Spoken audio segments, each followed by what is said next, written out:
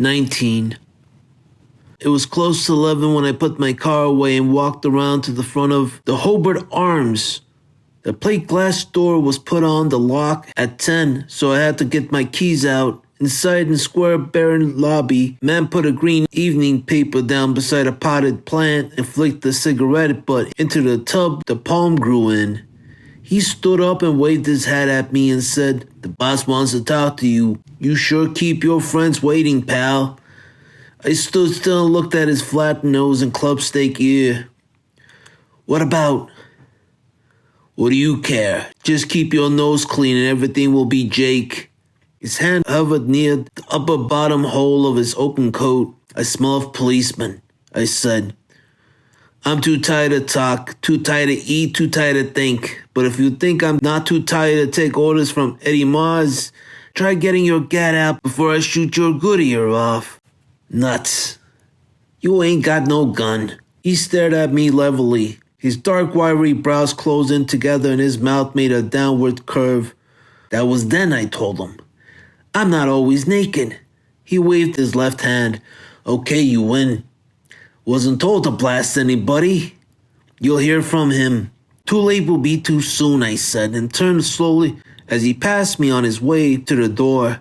He opened it and went out without looking back. I grinned at my own foolishness. Went along to the elevator and upstairs to the apartment. I took Carmen's little gun out of my pocket and laughed at it.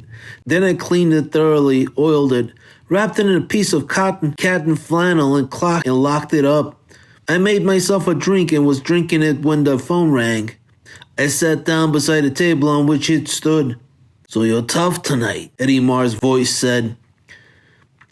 "Big, fast, tough, and full of prickles. What can I do you for?"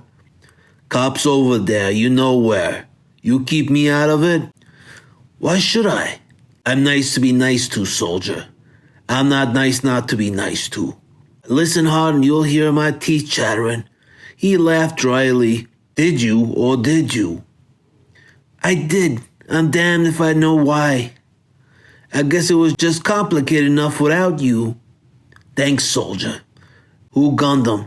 "Reading the paper tomorrow. Maybe." "I want to know now. Do you get everything you want?" "No." "Is that an answer, soldier?" "Somebody you never heard of gunned him. Let it go at that." "If that's on the level, someday I may be able to do you a favor. Hang up and let me go to bed." He laughed again. "You're looking for Rusty Reagan, aren't you? A lot of people seem to think I am, but I'm not. If you were, I could give you an idea. Drop in and see me down at the beach anytime. Glad to see you. Maybe. Be seeing you soon." The phone clicked and I sat holding it with a savage patience. Then I dialed the Sternwood's number and heard it ring 4 or 5 times and then the butler's suave voice saying, "General Sternwood's residence." "This is Marlowe. Remember me? I met you 100 years ago. Or was it yesterday?" "Yes, Mr. Marlowe. I remember, of course." "Is Mrs. Reagan home?"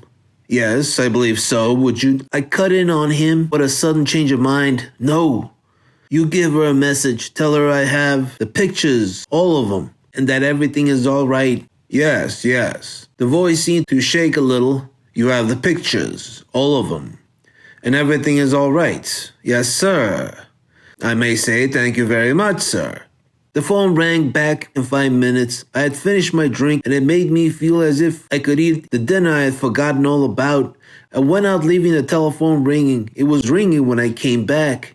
It rang at intervals until 12:30. At that time I put my lights out and opened the windows up and muffled the phone bell with a piece of paper and went to bed. I had a belly full of the Sternwood family. I read all 3 of the morning papers over my eggs and bacon the next morning. Their accounts of the affair came as close to the truth as newspaper stories usually come, as close as Mars is to Saturn. None of the 3 connected Owen Taylor, driver of the Lido Pier suicide car with the Laurel Canyon exotic bungalow slaying.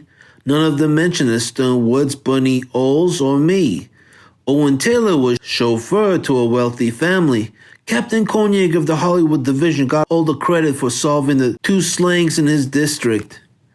which was supposed to arise out of dispute over the proceeds from a wire service maintained by one Geiger in the back of a bookstore on Hollywood Boulevard. Brody had shot Geiger and Carol Lundgren had shot Brody in revenge. Police were holding Carol Lundgren in custody. He had confessed. He had a bad record, probably in high school. Police were also holding one Agnes Lozelle, Geiger's secretary, as a material witness. It was a nice write-up. It gave the impression that Geiger had been killed the night before, that Brody had been killed about an hour later, and that Captain Koenig had solved both murders while lighting a cigarette. The suicide of Taylor made page 1 of section 2. There was a photo of the sedan on the deck of the power lighter, the license plate blacked out, and something covered with a cloth lying on the deck beside the running board. Owen Taylor had been despondent and in poor health. His family lived in Dubuque, and his body would be shipped there. There would be no inquest.